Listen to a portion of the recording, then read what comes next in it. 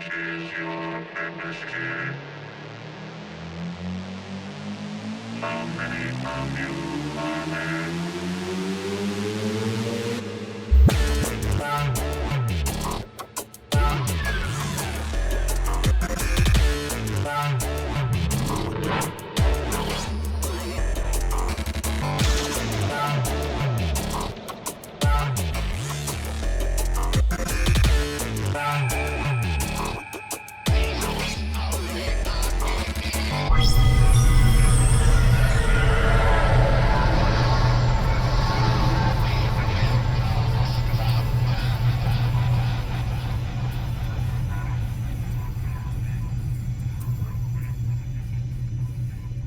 Welcome back to Voyage of the Geek for another week. Gentlemen, how are we? Not too bad. Joining me as always, Tom McGill, Dan Miller, Good evening. Hello. and the show where we react / review some classic, sometimes not so classic, sci-fi, fantasy, action, somewhere in those genres.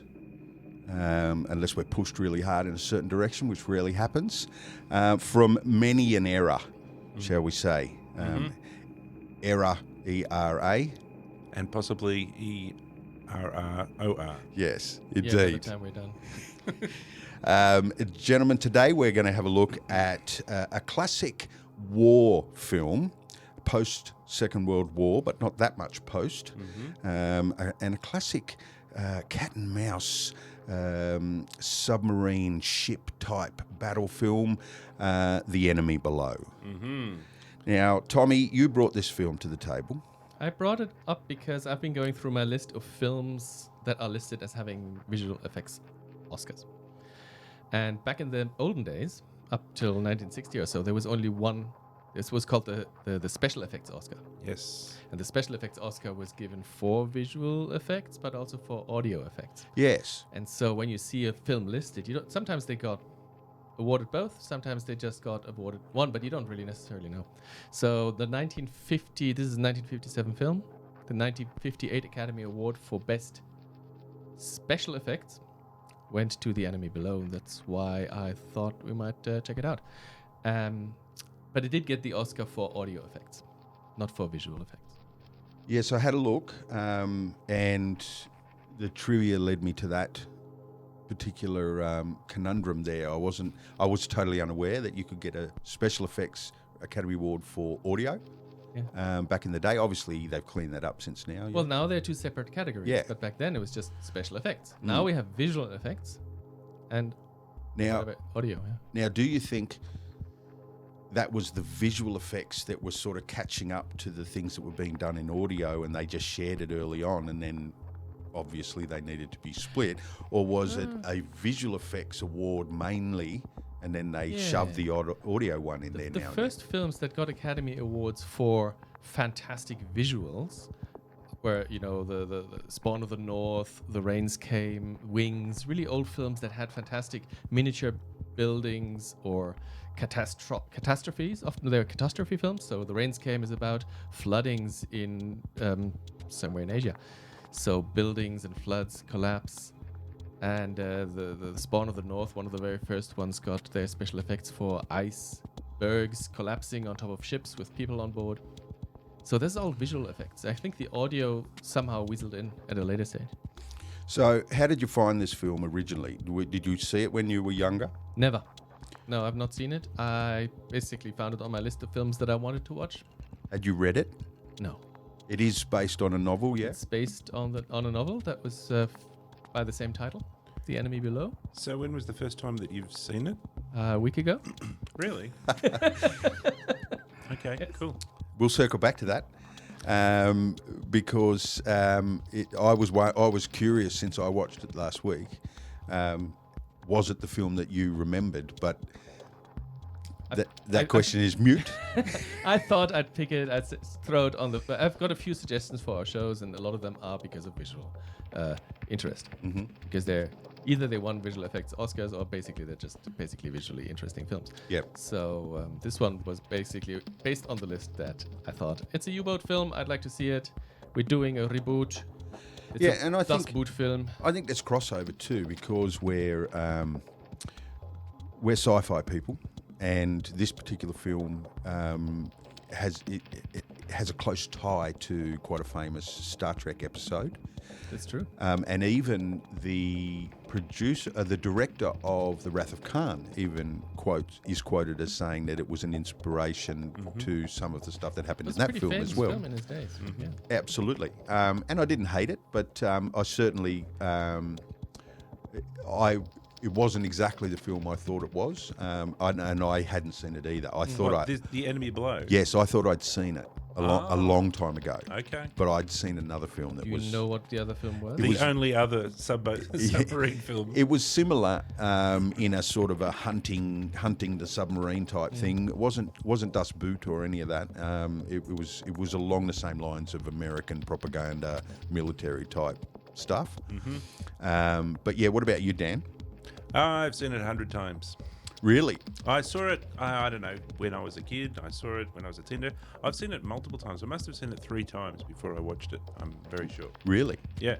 Probably hired it on VHS, and definitely, if people remember TV guides, reading the TV guide. Yeah.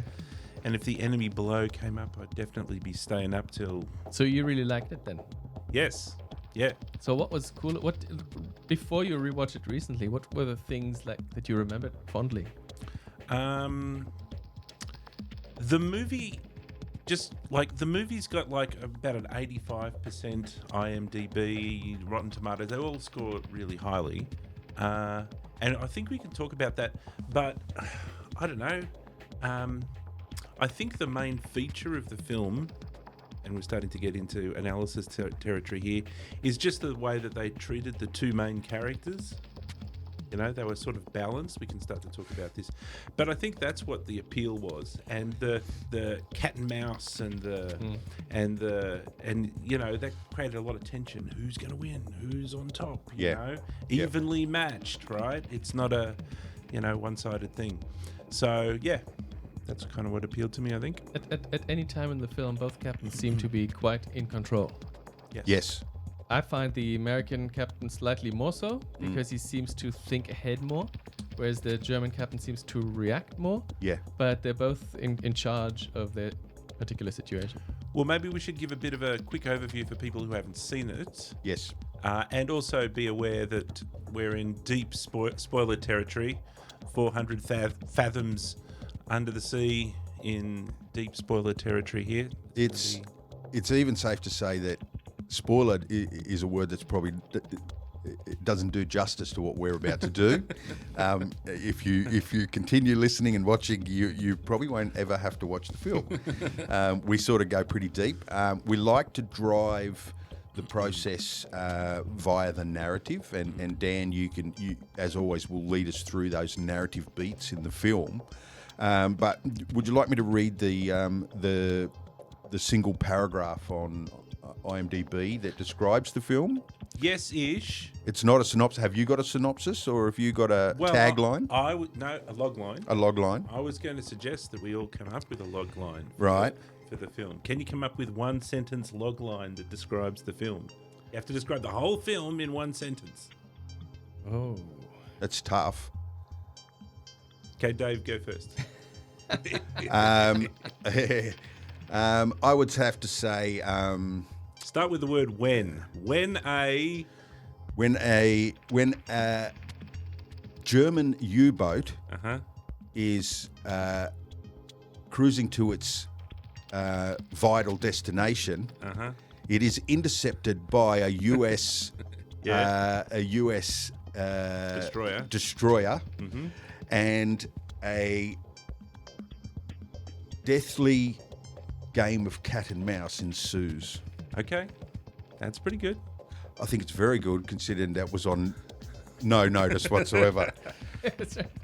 Tom, have you got any upgrades or additions? It's the beginning of a beautiful friendship between 2 likely lads Starts with a bang. who are pitted against each other on opposite sides of the Atlantic theater. Something like that. Yeah. So mine would be something like,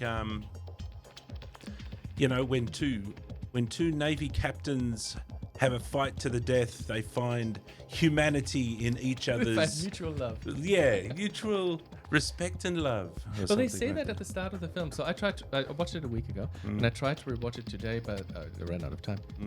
But I watched the first 30 minutes again today, and it's before everything, before they even meet. They both have their conversations with their lieutenants Yes. on board. Yes. And Robert Mitchum is the American captain, and he talks about the war and how ugly the war is, and there's a U-boat captain. He might not like the war. He might not like his job either. Yeah. You know, he's just a guy doing Foreshadowing. yeah. Yes. And on the German U-boat, Kurt Jürgens with his number one does Yeah. the same talk as well. He's tired of the war, and Yep. we just want to go home. I think the American captain talks to the doctor. The doctor seems to be the narrative device for the humanity on the ship. You know what I mean? Like, he always seems to be striking up conversations with people. Same in Star Trek. It was very Star comes in. Trek, wasn't it? Yeah. It was the captain and the doctor. So how many characters are in the movie? There's quite a few. Yeah. There's quite a few Wrong. speaking No, roles. There's about four. I would say there's four main I characters. I or know what five. Dan's getting at, and I think. Oh, he- you mean that? Wrong. I think in he's terms right. of There- characterization. There are two. They're all the There are same. two characters. There are two in this characters. movie. Actually, I would say if you want to get pedantic, it's 2 plus 2. Yeah, fair call. Yeah. Yeah, there's always an ear Yes. or a voice coming, but yes, it is character-wise. It is heavily focused around those two characters throughout the whole thing, really, with the exception of the first 15 minutes They or throw 10 in minutes. a few little bits and pieces here for change, but really it's the captain and either the second officer Yeah. or the captain and the doctor. And the doctor, yeah. Yeah. So there's kind of 4 characters, and they're sort of paired up on either side. Yeah. Well, Dan, you're our master of narrative. What we'll do is go through the movie, sort of using the narrative to drive us through. So where do we start with this one? Well, I think we start first of all with the log lines, which we just did. So we've got a bit of a description, and everybody's kind of got a bit of a vision for it. I think I also want to this time I want to highlight again that it's a very good film that scores 85 when 75 on Rotten Tomatoes and stuff. And why I say that is because I think I might be poking a few holes in it later on. Right. And but I do want to highlight that it's a pretty good film. So the next thing that I wanted to talk about after Logline was just that its coolest feature, and its coolest feature was the fact that the two captains on either side are very well balanced. Yeah.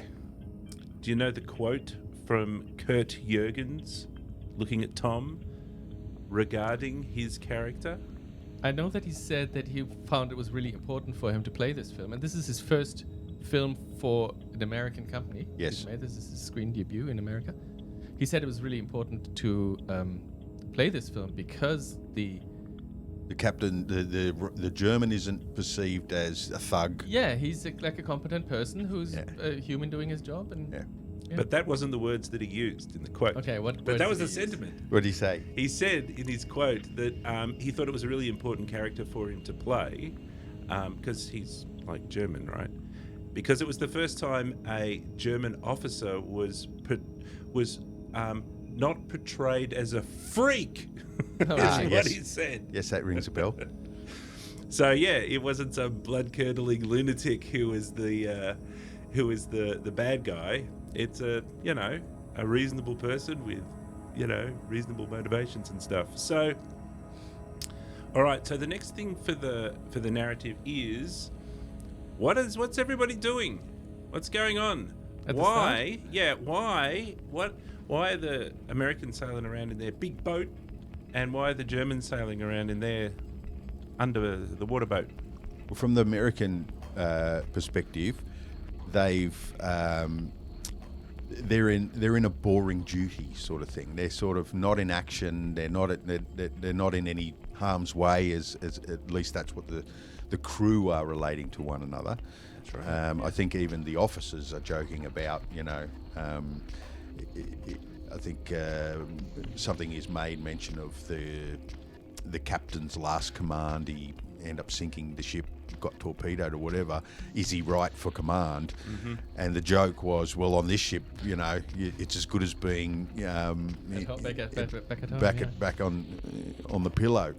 And is that relative to the, what's the nickname they gave him? It's feather something. Feather blanket. Feather something. And I think that's relative to that, isn't it? Yeah. I think it's like the pillow, feather pillow or I something. don't know what exactly they were talking about, to be honest. Unless it's referring to, there's a military phrase about a feather. I thought when there's a coward in the ranks, he gets the white feather. I don't know if it was related to that. It's more relating to inexperience, I think. Is he the right guy? At the start of the film, everyone in the American destroyer is lounging around, reading comic books and playing bridge, but he is not to be seen because he's lying in his bed, knackered. And tired, and everyone's wondering, oh, he's the new captain. Is he? You know, we don't know him very well. So he has to come into his own and prove himself.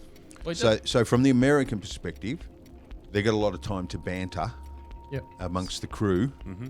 I got the sense that they were well drilled throughout the film. I didn't see a lot of shenanigans or them not being very good at their job. Everybody seemed to know what they were doing, but they seemed to be away from the battle. There is a slight... the captain is not happy with the speed with which they can reset their depth charges. Yes. So he wants that to speed up. So he's being a perfectionist. Yes. You know, I want that. So there's a bit of drama. Polish that resulting thing, from that whatever later that on. is. Yes. And Tom, from the Might use U-boat perspective, something or other. what are they doing? Well, they're on a mission. They have to retrieve plans from a boat, from another German boat. Rendezvous. So they rendezvous with someone in 48 hours who has a British captured codebook that they have to bring back home. That's right. And that's the main mission, says the captain, to go home. And possibly end the war with this code book. You know, that you get the attitude from them that it could be the turning point. You know. I got the impression that would be their turning point. Yes. I don't know. They might go home and have a bit of a break. Yes. Okay, so we now have the sort of the layout of where they are. What is the inciting incident? So, for those who don't know, the inciting incident is what kicks off the story. All of the shenanigans and hijinks. What's pretty straightforward, really. They spot the U-boat. Yep. Single. Yes, they hear a ping. Yeah. So this is me partially sort of poking holes in this movie. Is that, you know, it's like the Americans are just like lounging around, and then it's like, oh, they're listening around, they're listening for you. They're listening, but they're like, oh, there's one. Oh, there's the bad guys over there. Yeah. Okay. Yeah, cool. I don't know. I thought a bit of an improvement to the story would have been if they were up to something. You know, they were looking at plans and they were using rulers and they were checking things, and then they either say that U-boat that we've now just found is according to our plan, or we didn't expect it now, we expected that next Tuesday, and what's going on. And I think the way they made the film brought that out as well, because all of the stuff that came before the ping, before they found the U-boat, came to its conclusion, right? We got to meet a couple of pivotal people, the conversations about the captain, you know, where they were, what they were doing, who should have been in command, all of that. And it just sort of ended, ping. And now we're off. Yes. And away we go. At exactly the right time. And it didn't interrupt anything. So there was definitely that sort of introduction phase in the movie where it was like, get to know everybody. Which I think is a directing... It's a directing issue rather than a story issue. Yes, possibly. Writing issue as well, perhaps. So we now need to quickly explore who did we get introduced to. Now, we kind of saw the Doc, sort of happy-go-lucky, friendly, super nice doctor character on the oldest US. Guy on the ship, I think. Probably, on the boat, possibly the oldest guy on the fish. He used that narrative trope of stepping outside for a smoke and then touring around the boat. We got to meet during that smoking the pipe the cook who was peeling potatoes, the cranky guy dumping stuff over the back of the boat, the guys that were having a go at the cranky guy, the scuttlebutt on the boat. You know, everybody like rumors. All through him sort of moving he was a major narrative through line. He was sort of driving a lot of the narrative interest, I think. And on the U-boat, there was the other character. What was his name? Can you remember what his name The was? first mate. Yeah, the first mate. Heine. Heine.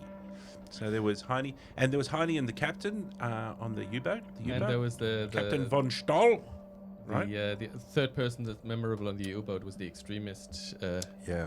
Ah, yes. Kunz. That's right. What's that his name? I think it's Kunz. Reading Mein Kampf and being very, very proud and saluting Yes, everyone on yes. board. And Yes, and being just over the top and being a real jerk. Up Hitler's butt. That's right.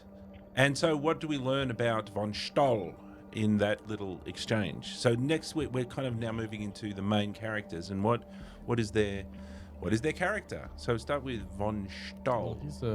there's one moment where he talks to Heine in his room just before, in his very spacious, luxurious captain's cabin, Yes. where he shows him a photo of his family, and both his sons died in the war, young as they should, Yes. proud of their Accomplishments. accomplishments, Yes. and not war tired like I am, old man. Yes. So he's very war we- weary. We don't Yes. learn anything about Heine, do we? Not a No, lot. the film. No, there's nothing much revealing about Heine throughout the entire film, except for his close relationship with the captain. Yes, we are friends. Yes. Heine seems a bit naive, and he seems a bit quiet as well. But anyway, the captain is charismatic. He's intelligent. Yep. He's a good leader. He has to drink himself to sleep Yes. at night He's very well weary. because of all of his past deeds. That's right. We even find out that he has been a submarine captain in the First World War. Yes. So he's been around. Oh, that's right. He's He knows. he liked the olden days where where the torpedoes sometimes wouldn't even leave the torpedo Yes. tubes. Yes. And now it all does it for itself. Yes. They've taken the human out of war. And his other one was when a captain would look through the periscope and do the arithmetic in his head. And now we just look up some book. The lights are blinking and Yeah, they look that's through the right. periscope and it tells me the speed and Yes. distance. And all is pass it on to the Yes. navigator. Disconnected from the reality of the situation. War is no more fun this way. Exactly. So, flipping over to the American captain, what is his character? What do we find out about him and his background? Similar. He's also a widower. He lost his wife. Yep. He was a Merchant. former merchant. Merchant Yeah. seaman. Okay. Lost his boat there with a U-boat. That's He right. got struck by a torpedo. That's And right. lost his wife in the same process. Yes. In a really quite horrific way. Yeah. The boat that he was on was torpedoed. Mm-hmm. It was going down. It split in half. She was on one side, he was on the other, and he watched her visually slip away into the ocean and die in front of his very eyes. Yes. But I never got a sense of a lot of emotion from him through the film. He was a cold fish. That's right. I felt it was some of the worst. It was not such good writing because the doc says, "So, Captain, why did you join the Navy?" Right? And then he's goes off into his story. Yeah. Yes, well, I was on a boat. We got torpedoed in half, and my wife went down with the boat and drowned in all the water in the Atlantic. And And he says, after that, I there's thought nothing anybody could have done. nothing you could do. It was a thing. And anyway, I thought I'd join the Navy after that. Yeah. Yeah. Yes, he didn't go on to show much emotion throughout the film. I think the only other time was later on when something happens to one of his crew and he ends up in the sick bay. We see a little bit of hint of humanity there. But the rest of it, he's a cold fish. He's very calculating. Some would say clairvoyant. Some would say he's read the script. I like the part when the sailor asks him, "How do you know when the German captain is going to shoot torpedoes?" "Well, he's got 5 minutes to do this, 2 minutes to do that, 3 minutes. If any kind of captain, he'll shoot at us in 10 minutes." And I'm And then the he man- looks at his watch Yeah. and seconds. He waits for seconds and says, "Turn now." Yeah. And then they Yeah. turn and the torpedoes barely miss them. The obvious follow-up question from the crew member would have, but how do you know that? like you're just listing off things that I want you to tell me how you know, though. Yes. So, yes. But you're right, he read the script. He knew that, yes. He knew because he was the main character. So, so he's very wise and he's a great leader. Does he make any mistakes at all during the whole of the entire Yes. movie? I thought he did at the end. Yeah, he does at the end. Yeah. He doesn't realise that he's adhering to a pattern, and that becomes his comeuppance.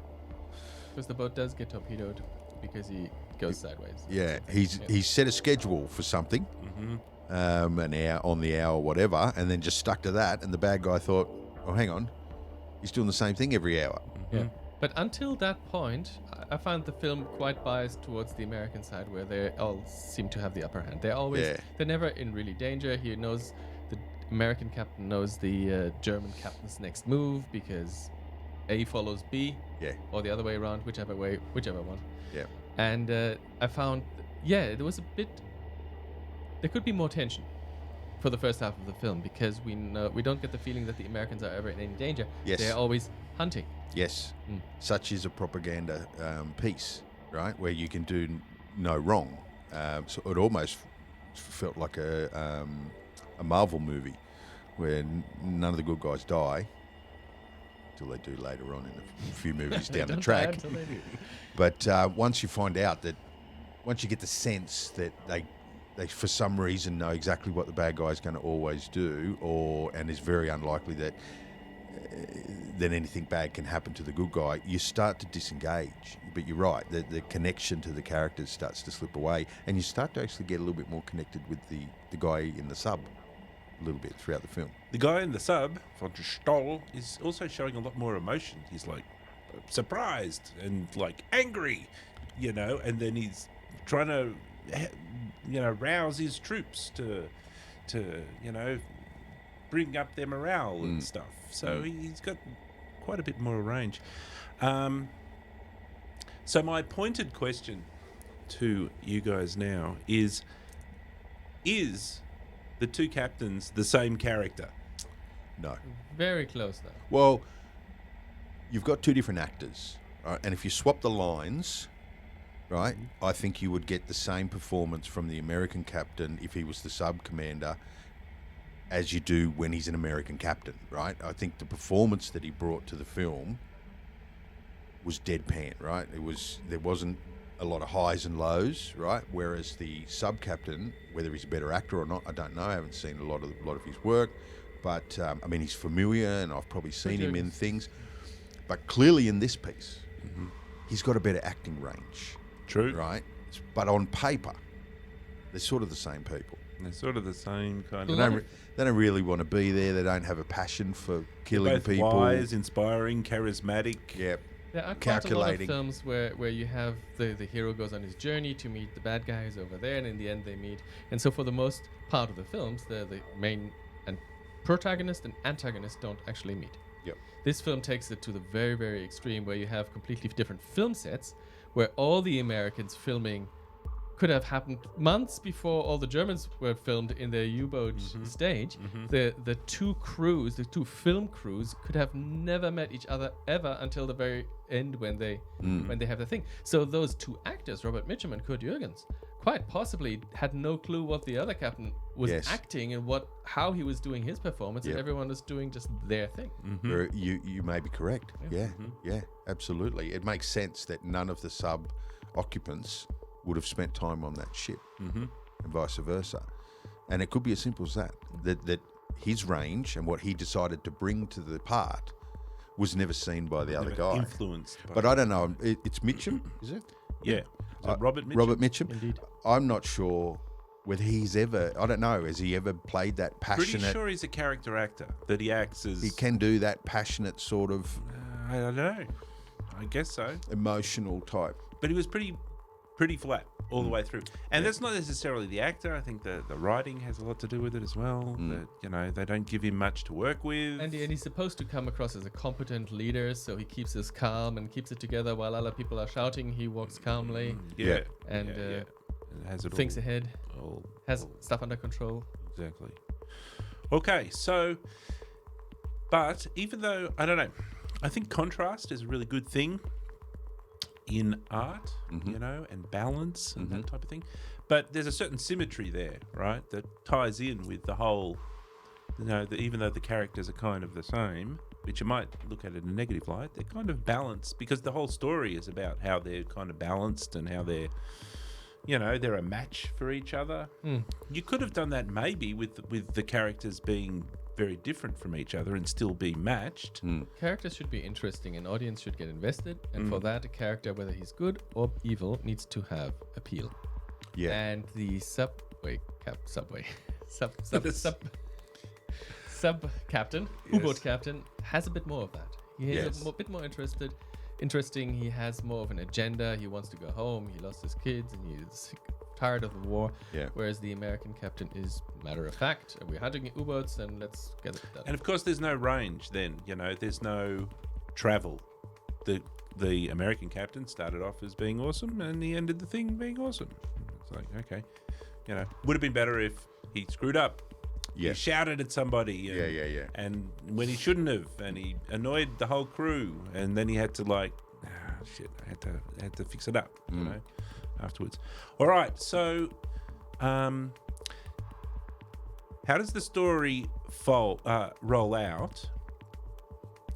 If I was to put it into a 3-act structure, now we might go into some detail with it, but I want to do a surface level, pun intended, pass on it.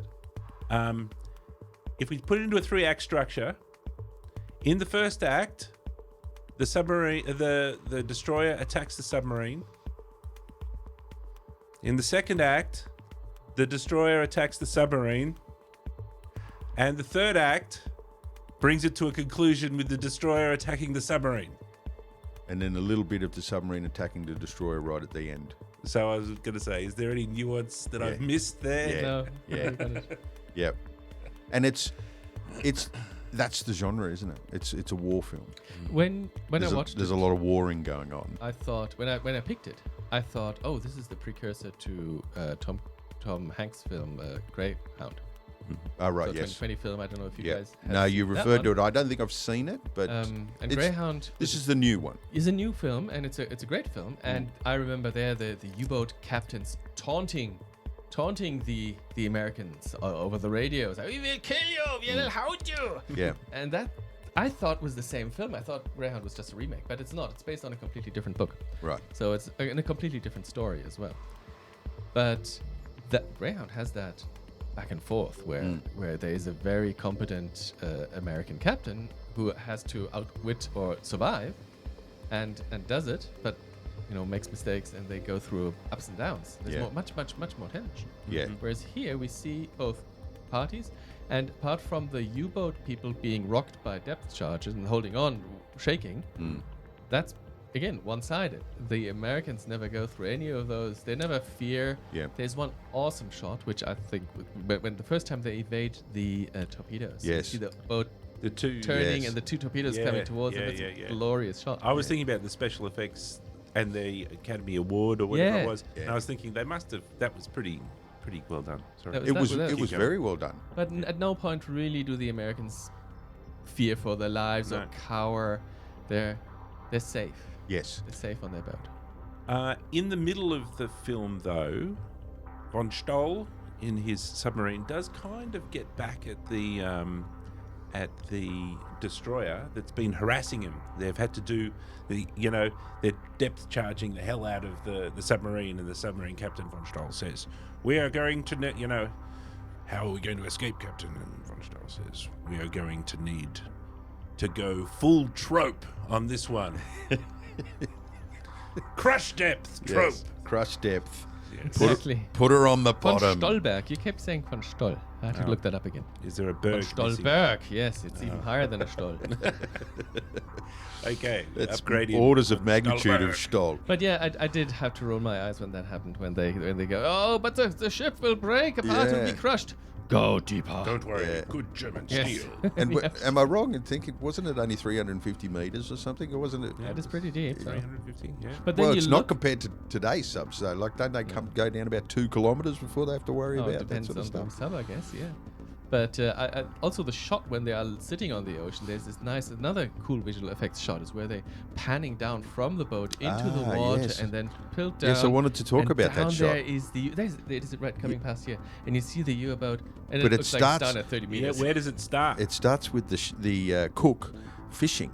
Yes, that's right. And the doc has a go at his fishing pole, Yes. and we follow the line down into the water, and we see the little worm on the hook, and then we keep going down, and we actually get to the sub underneath. And I thought, technically, that's a pretty damn fine That's a pretty- shot. yeah, it is. It was pretty creative as Yeah, well to exactly. stick something like that in the middle of a very straight, starched collar, movie like Someone on that set had that idea, and in 56, 57, the movie. 57, that's pretty good. Yeah, yeah. Not bad. Yeah. And in a war film, Because they would have as had to well. transition from the camera going down the line, through the to- water. to the camera into the water, seeing the little worm on the hook, Yep. and then possibly another shot transition Down down to a the- miniature, Yeah. but it is Yeah. blending in murky water. So Yes. as So you far get away as, with a as little blends bit. go, you can get away with stuff. Yeah. So someone also came up with that idea as well, to the technical way that you can get through those three It's shots. pretty seamlessly done. Yeah, and pulling focus. There's all sorts of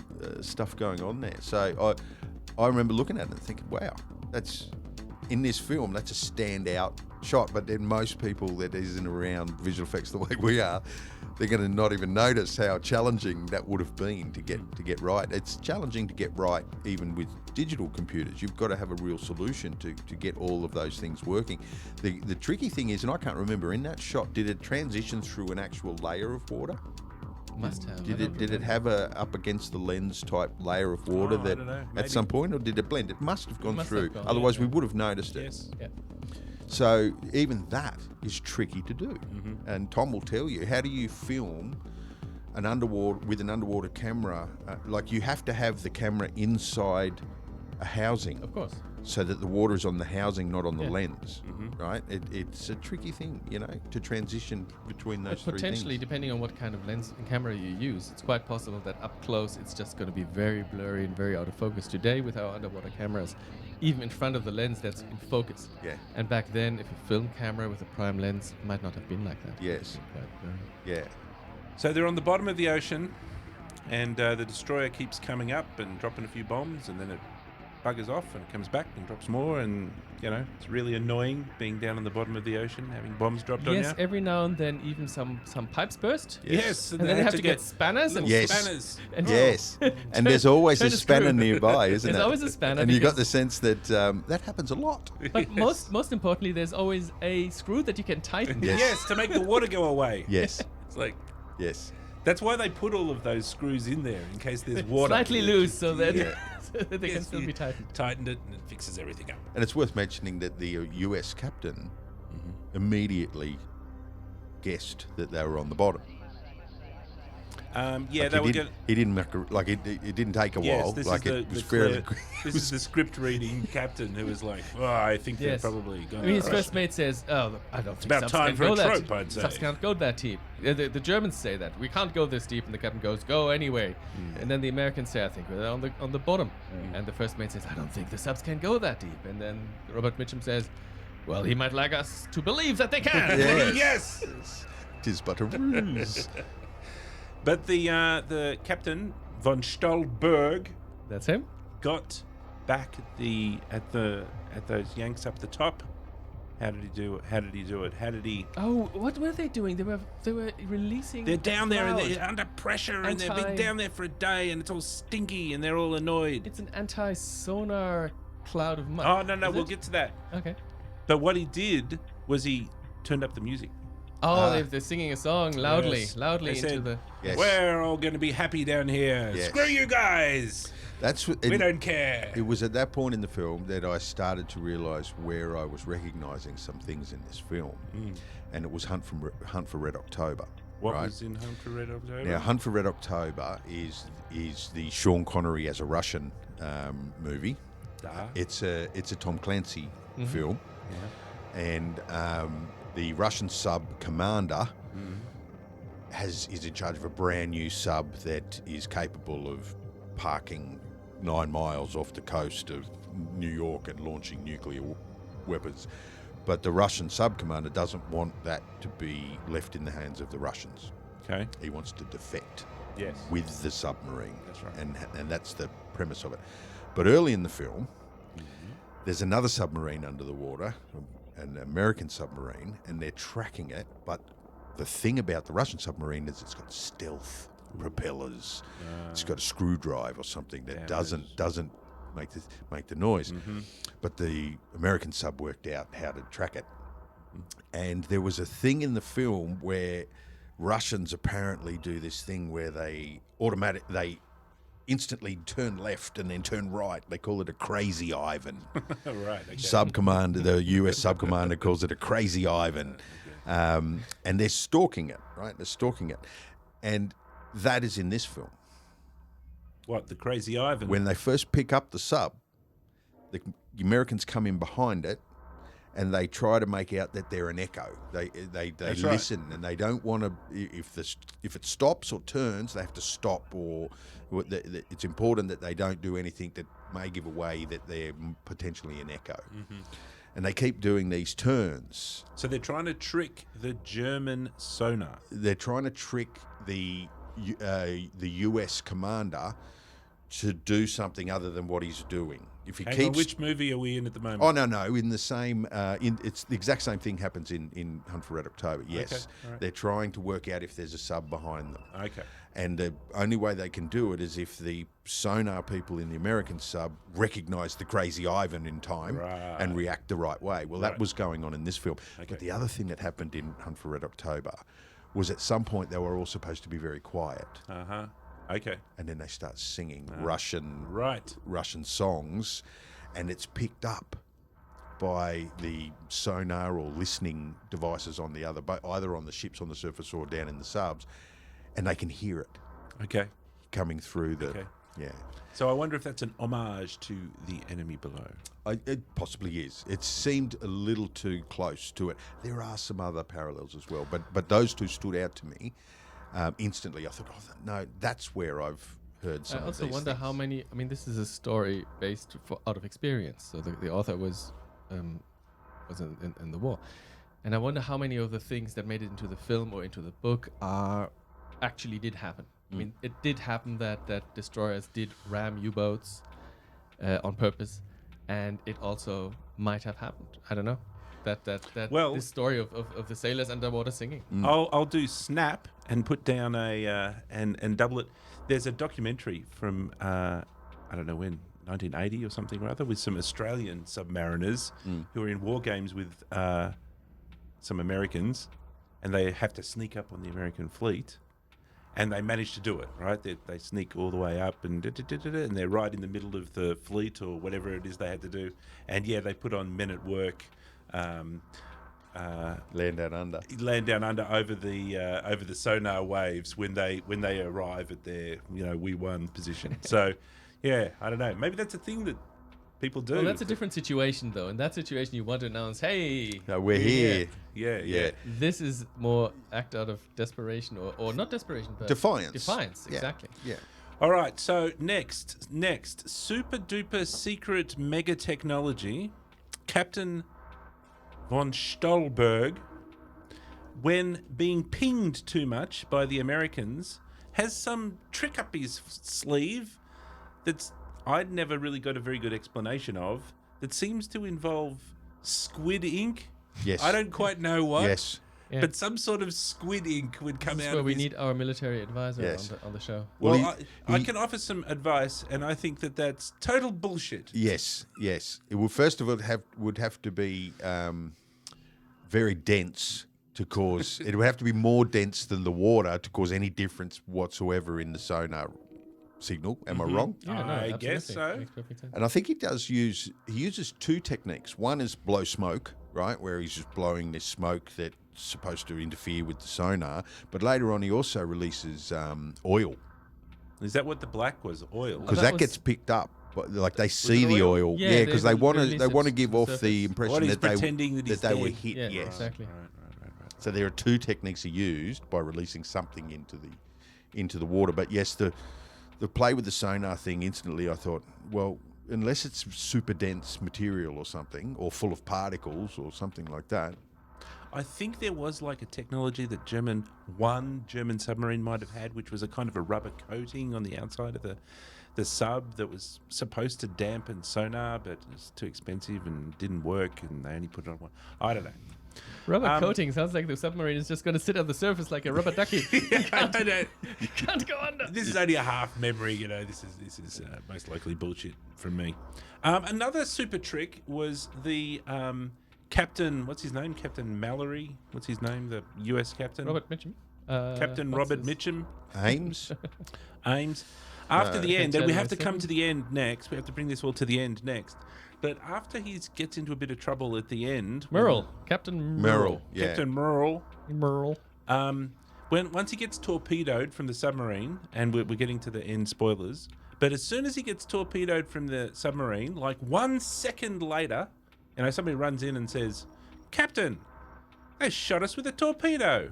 And then immediately he says, "All right, go and grab every mattress on board this ship, put them around the outside of the ship, cover them in gasoline, and set fire to them immediately." Yes.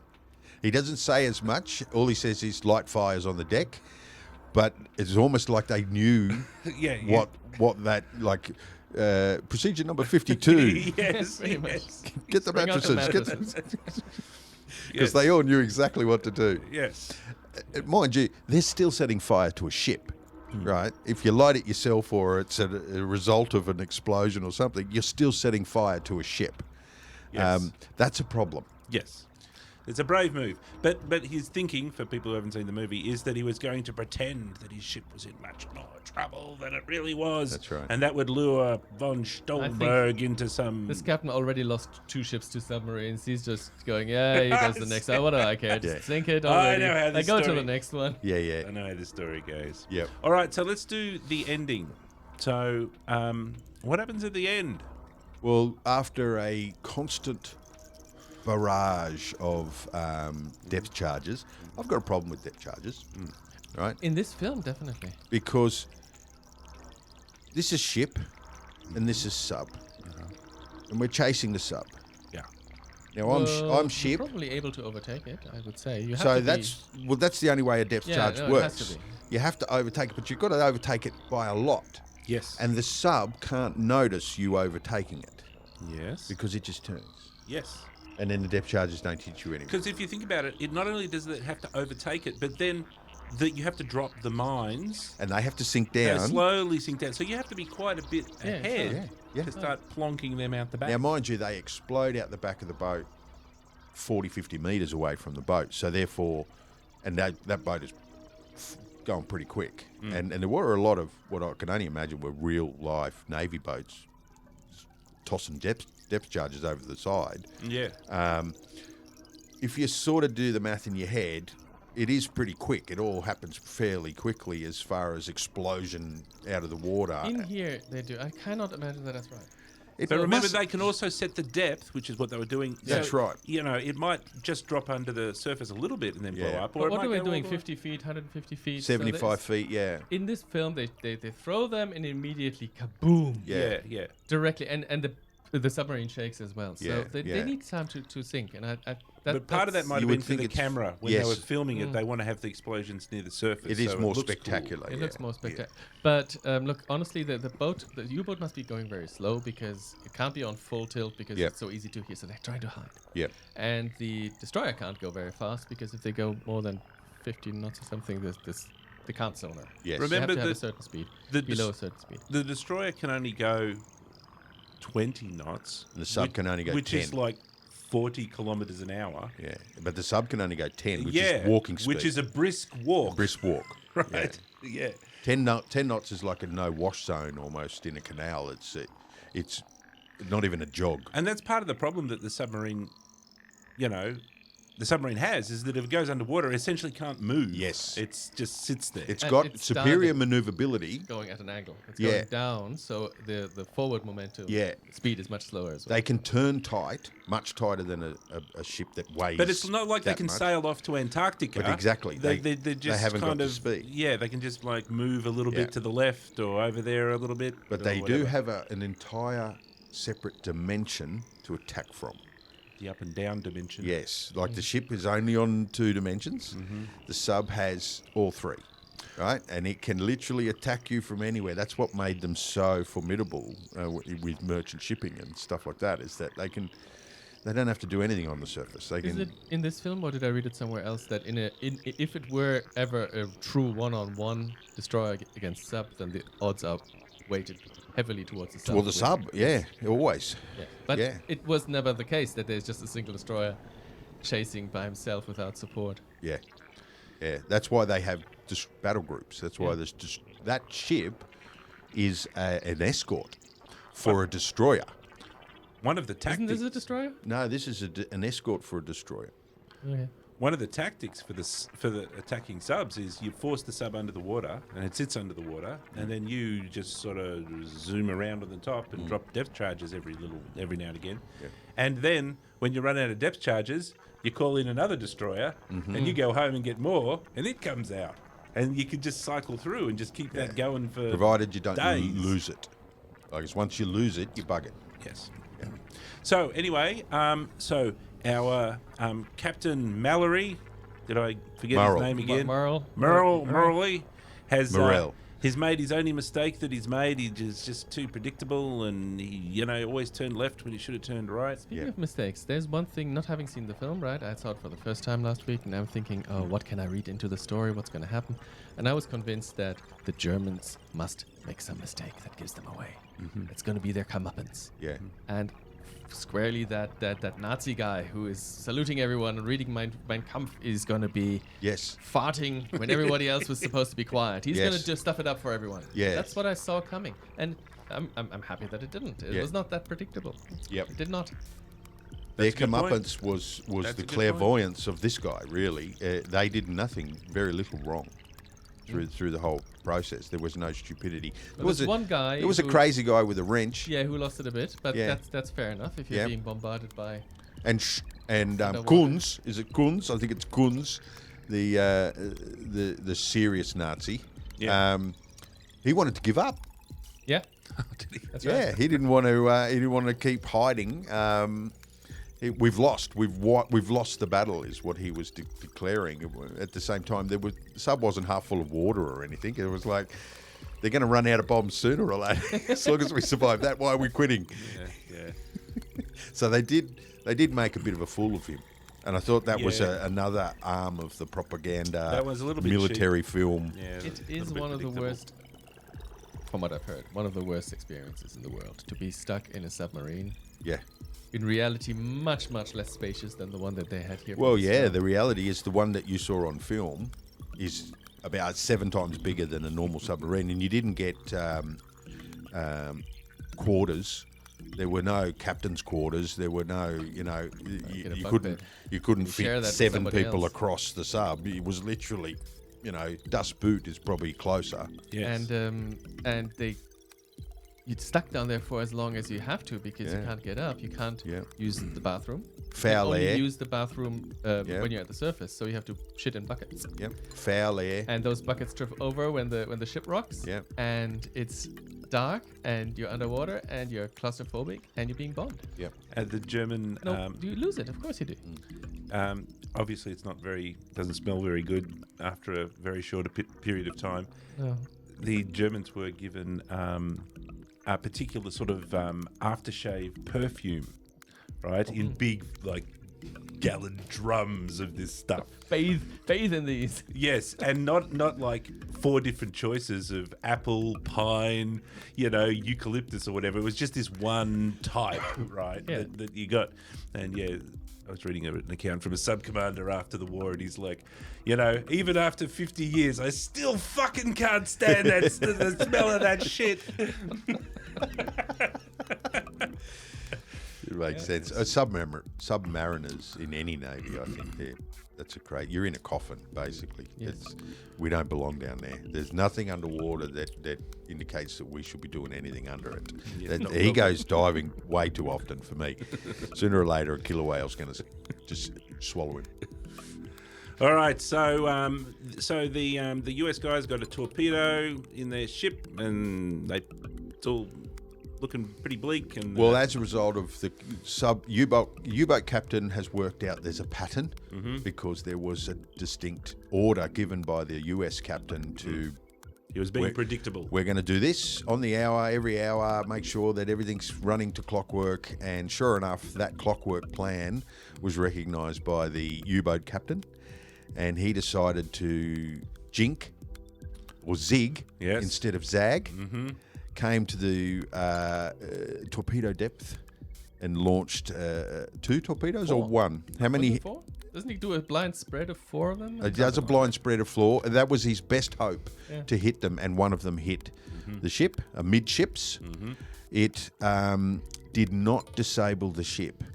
It was going to sink. They knew that it was, I think someone down below said, we've got 2 hours at best, something was like that. that. The machinist?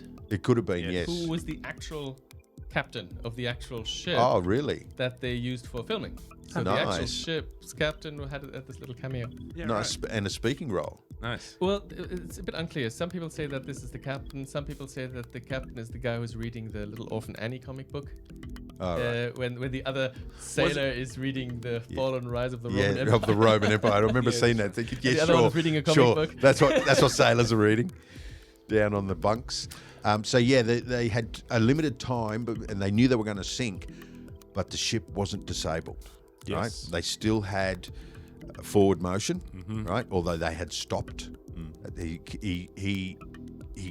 came about his plan almost instantly to stop the ship, all stop, to signal or send them some kind of impression that the ship was disabled. Yep. Hence the light the fires on the decks. That's right. But the real plan was to ready the guns. You're going to shoot at the tail end of you're going to shoot at the rudder of the U-boat, and then the second shot goes to the guns on the front of the U-boat because they're going to know once we shoot the back end, the front end's going to start shooting at us. It gave very specific orders to the gunner. It was almost like the captain of the US ship had seen the movie before. Almost. Had been through an identical a cat and mouse chase of a submarine that had resulted in exactly the same outcome at the end. Exactly. And part of the plan was also to get the crew off. So they got the crew off. I think both crews left. Well, the US had to get the crew off for the ruse. Oh, no, that's right. I'm getting ahead. So the sub comes up to the top. Yep. Comes up. And then, sees the destroyer. Yep. And sub-captain, being very honourable, says, all right, everybody, get off the ship, and then we'll blow it up. Don't forget, Yeah. sub-captain said, signal that boat Yep. and tell them we're going to torpedo them in 2 minutes or Yeah, 9 minutes or something. Yeah, that's right. 2 minutes to get off your boat. What are you doing, dude? Come on. Enemy. He's been bombing you for 24 hours or something like that. 12 hours. Gave him 2 minutes. Yeah. And the signal back, yep, understood. Not, fuck off then. Why? Or do you really have to? It's just affirmative. Come on. Affirmative. All right, so, and then the destroyer rams Yes. the sub Yes. because they weren't really dead. They were only... Well, the sub had been hammered by the guns. They took out their deck guns and their propulsion and rudder and caused enough damage that the sub, they'd already decided to get the crew off. So there must have been enough damage to the sub to warrant that. They must have hit some vital thing that was taking on water because they'd already decided to abandon ship. They had also they're scuttling it, so they've got charges. Scuttle to charges, blow yeah. up the boat. Yep, okay. So everybody's left the ship except the 2 captains who are still on their ship. And First Officer Heine. And First Officer Heine, who's... And he was wounded. And so this is where the mutual camaraderie, Yes. the respect... The crossover with the Wrath of Khan is ramming. Doesn't he try to ram? Got a feeling Khan tries to ram once everything is exploded. and they're saying we got to get off the ship, and he says no, I will get my white whale and ramming speed. So what happens in this movie?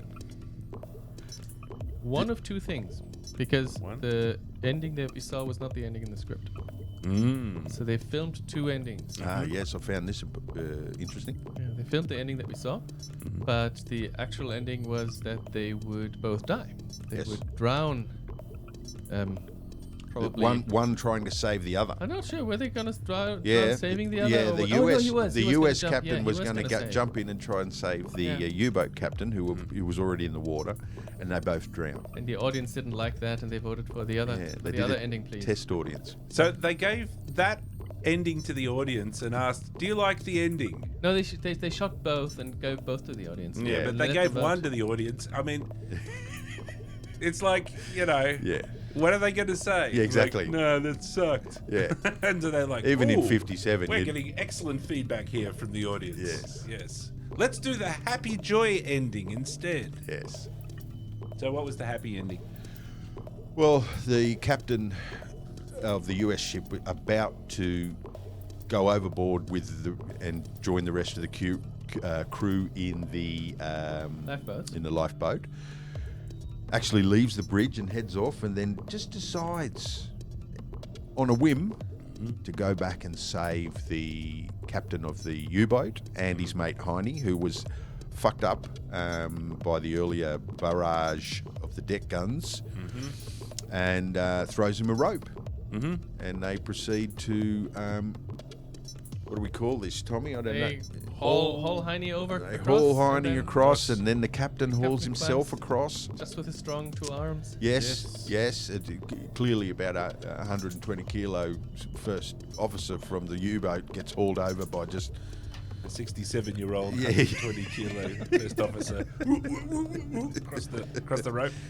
But anyway, yes, and then they are rescued by their crew, who are now made up of Germans and Americans in the Same lifeboat. in the lifeboat. Yes, it's a motored lifeboat, so they putt in, knowing full well that the scuttle charges are likely to go off at any second. Tension. Tick, It was tick, one of the tick. more tension-filled moments of the film, actually, where it could go off at any time. Classic ticking bomb trope. and I think the scuttling charges even looked like a big spherical black... There was a black. It was iron just thing on the missing front. TNT on the side of it. Yes, that's right, and a big star. Wile E. Coyote. Acme. And they save the captains and Heine. Heine gets he They save him expires. only for him to die I later. think he's already expired at the time. didn't Yes, he? I think they save his body Yeah. by then. And so we wrap up with... The American ships that were requested to be their backup during the battle finally arrived. Yep. I thought that was fairly true to naval. You know, if you ring for help in the ocean, There immediately. If it's if they're 30 kilometers away, that's 2 hours, right? That's how fast In the- anything goes in the ocean. In the book, the ending is so that they continue fighting in the lifeboats. Oh, right. Both captains having a fisticuffs. Really? Because each I would like to see that.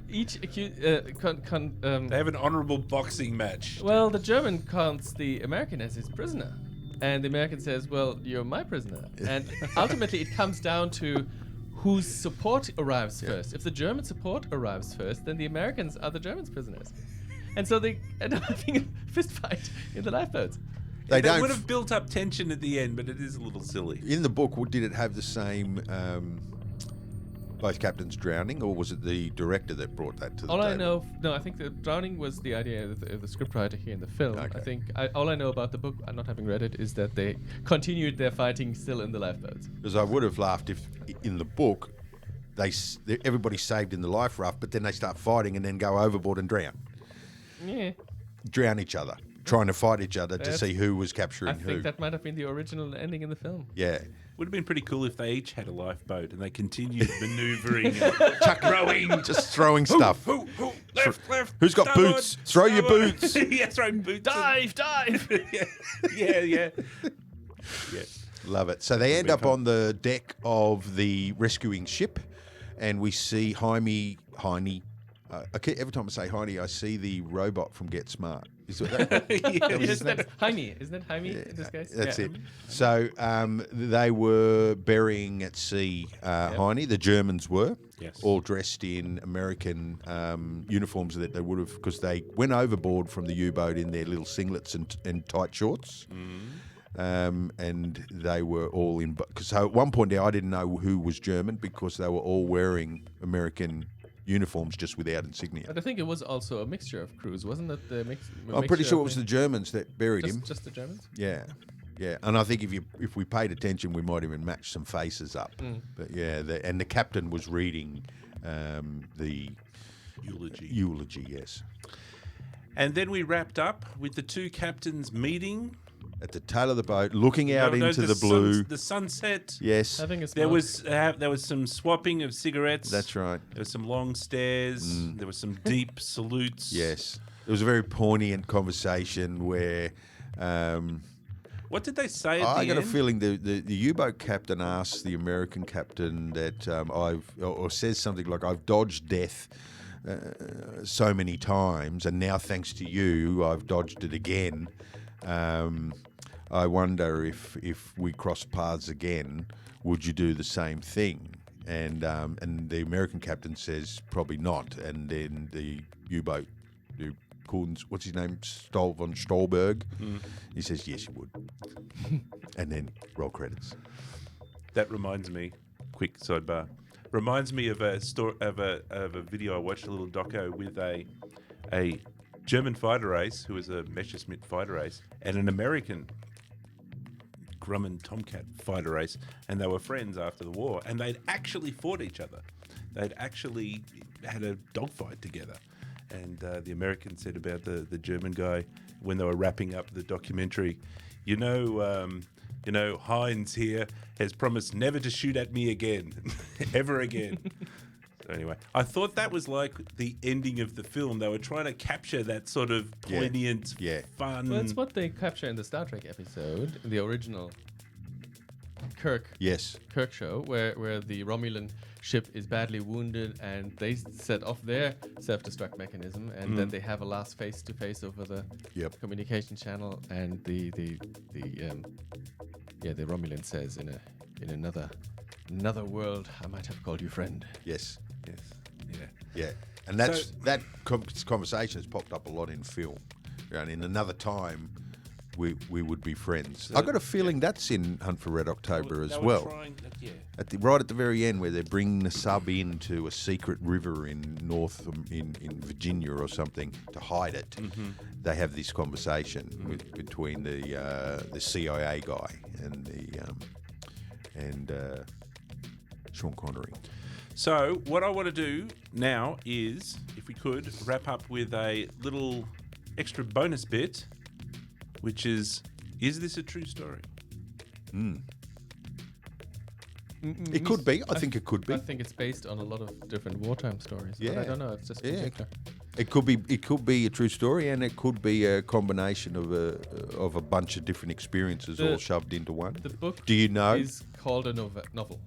Right. So since the book is called a novel, I think it is a made-up story, but influenced by wartime experiences. Right. It was written by somebody who was on merchant ships in the Atlantic in the Battle Yeah, of Atlantis. Rayner, whatever. Dennis Rayner. I don't know what he was. I swear it wasn't originally about US ships. It was originally British. British ship, yeah. Yeah. But there is a story. There is an actual event that's very similar to this. Oh, really? So it's not identical. It's not exactly the same.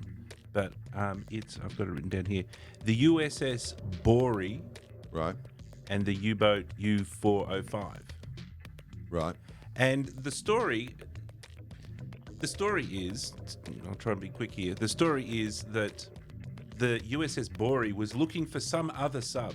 This is why I thought that at the start they could have had a bit more of an interesting inciting incident because Yep. the USS Bory in its story was looking for something else. It was looking for some other sub, and then it found another sub, and then it got mixed up with another sub, and because there were subs bloody everywhere. Yep. They eventually got onto the the 405, the U-405, and they ended up in this kind of very close maneuver battle with both of them on the surface, going round and round in circles, and they're firing torpedoes at each other and their guns at each other, and then they end up parallel.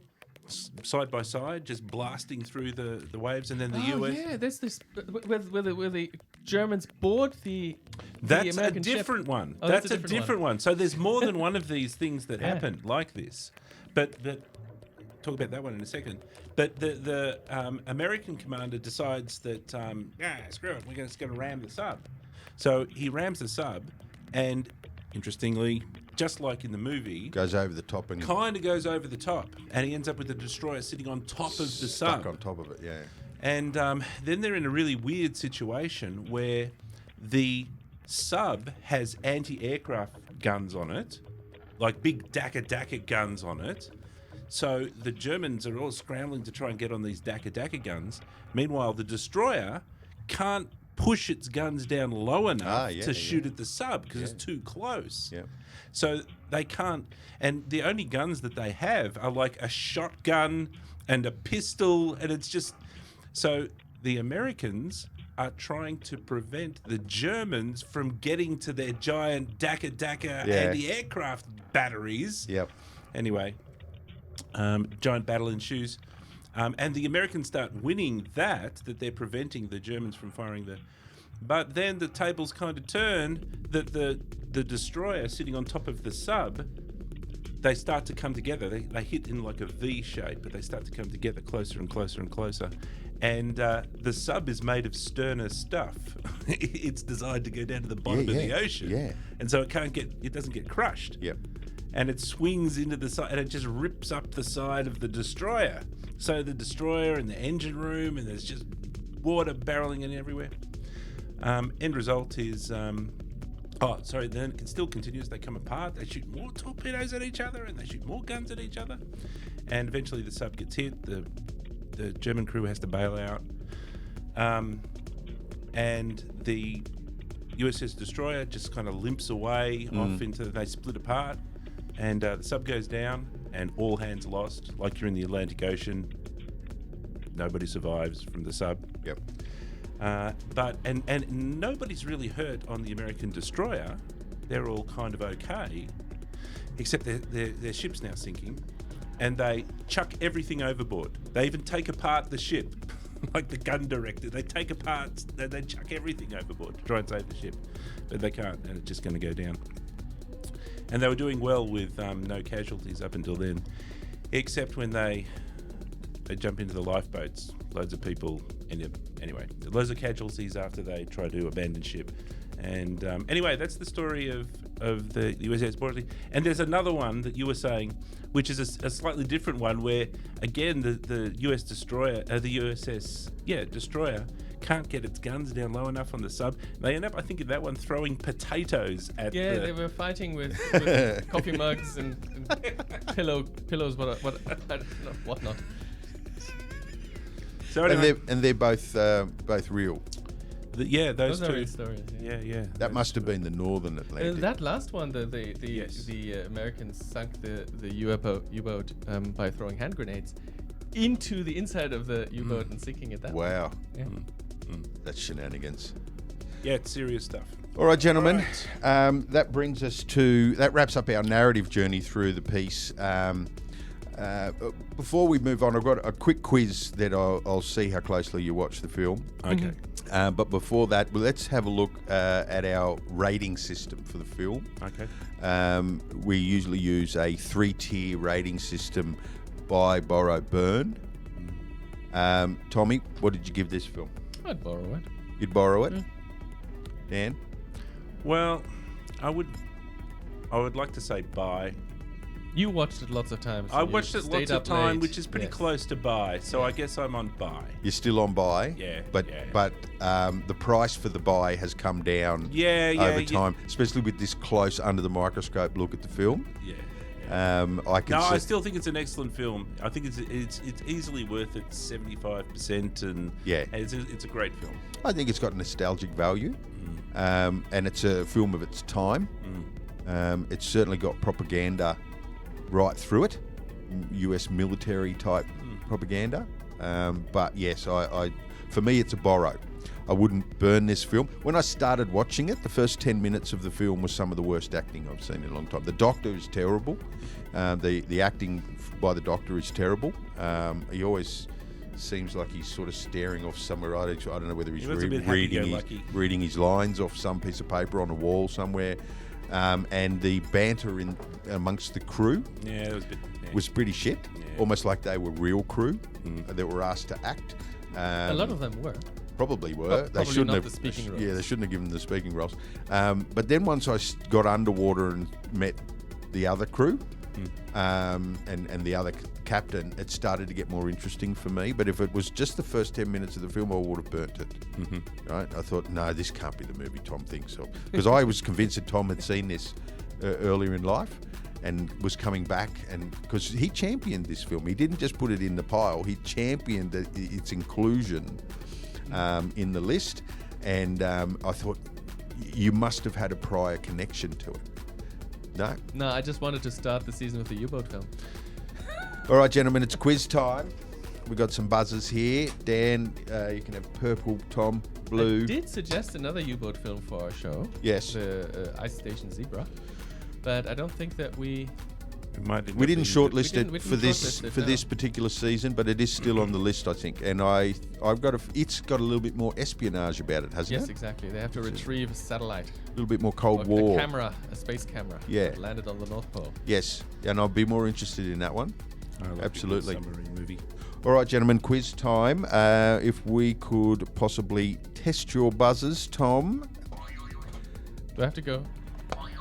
I think it's probably about the same volume. So, Dan.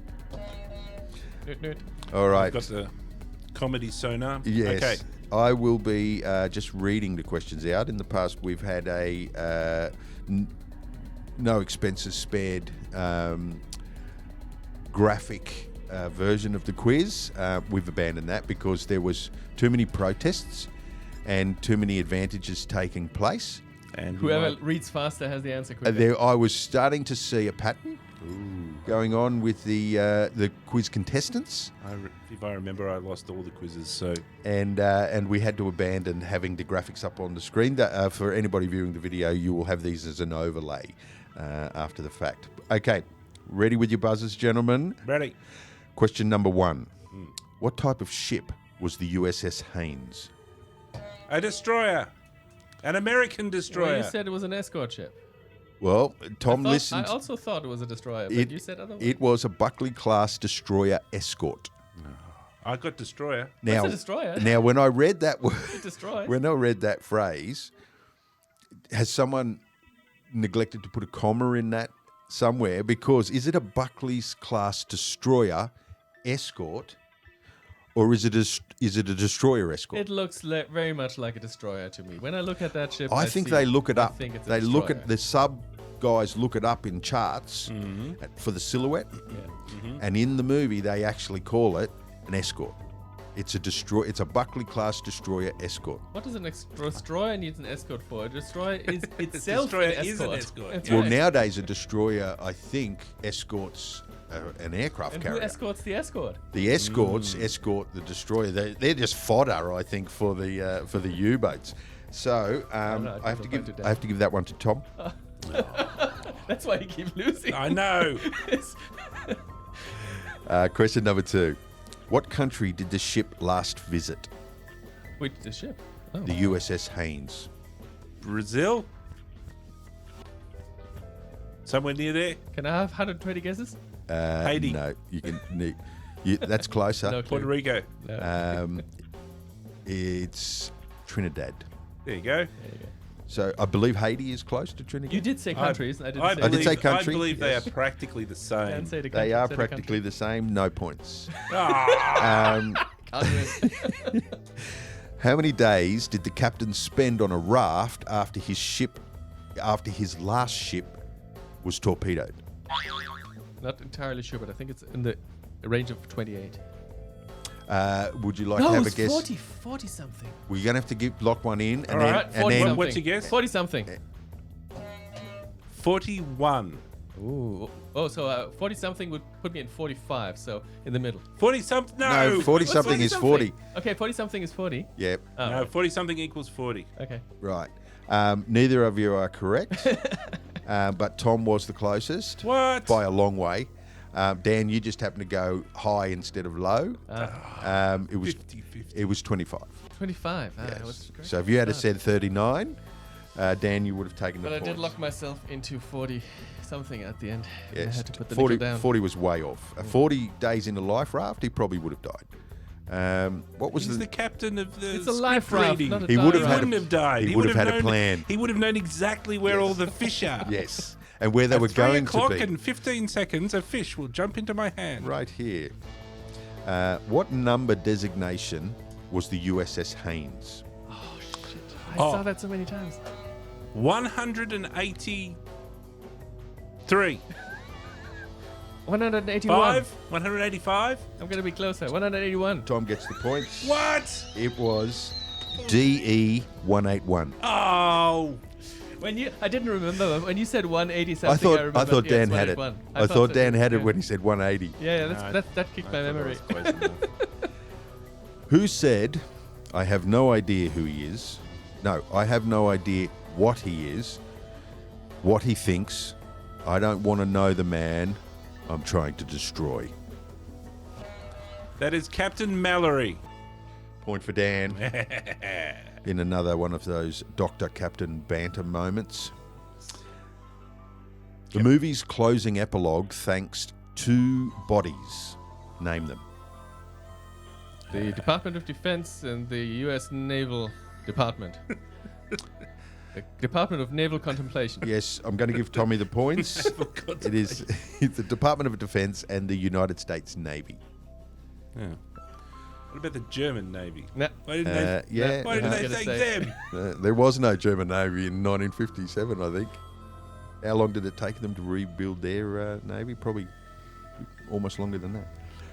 Which area of the world did the battle take place? On the water. Well, it's supposed the battle took place in the Atlantic, but it was filmed in the Pacific. It was filmed in the Pacific, but the answer is you need to get a little... Southern Atlantic. Okay, you can have Southern the points. Atlantic. It was Southern Atlantic. I think it flashes up at the start of the film. They say that. And it's one of the reasons I think why the US crew are diddling their fingers, because not much happens in the South Atlantic. They're in the boring part of They're in the war. boring part of the ocean. There is, and this is another cool thing about Greyhound. There is the space, the black zone or the dark zone in the Atlantic is when you're out of range of air support. So when yes, you're getting yes. closer, you have air support, and then there's the danger zone where the U-boats hunt you, Yep. and that's where the tension is highest. When you're Yes. in the middle. Yeah, if you can get through that into the other side, you can almost Yep. guarantee that you'll make it because there's air. Because I think that early on there, or quite early, the Allies worked out how to use their aircraft to take out the subs. You can spot them when Yeah. you're looking straight down. Yeah, they had the visibility because the subs have to be close to the surface to fire, and visibility is pretty easy at height. Last question, gentlemen. Dan, you haven't got a... Hope in hell Hope of in making hell. a comeback. Not at this Although Tom's currently sitting on 5, Dan's sitting on 1. We could make this a 6-point question if you want, but I don't think we will. nothing. How many women were in the film? Tom.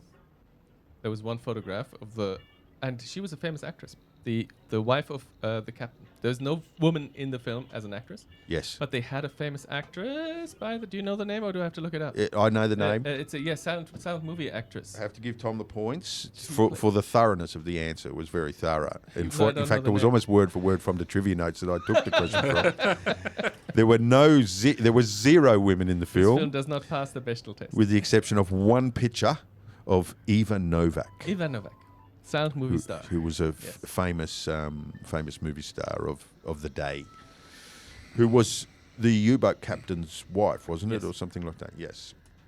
And there was an opportunity for other women to be on pin-ups in the crew quarters on the US ship, but instead they were reading. Rise and fall of the Roman Empire, as they do. And the German U-boat crew, after weeks under the sea, are reading Mein Kampf and are cleanly shaven. Yes, Yes, indeed. yeah. Yes, they were very cleanly shaven. All right, gentlemen, let's wrap it up. That was the 1957, I want to say. Yes, 57. Do I get a point? You do get a point. You still only have 2 points. Dang it. 2 points to 6. 1957 war classic, The Enemy Below, which is probably worth checking out at some point, maybe when you're crashed on the lounge at 2 in the morning or something after a kebab and a few beers. Even if you've seen it, check it out again. It's pretty cool. Yeah, also a midday like a midday matinees type movie that you might catch on a Saturday afternoon. You'll end up probably watching most of it, I think. That's my recommendation anyway. All right, gentlemen, that's it for another week. Until next time, it's bye for me. Bye. Auf Wiedersehen. What is your industry? How many of you are there?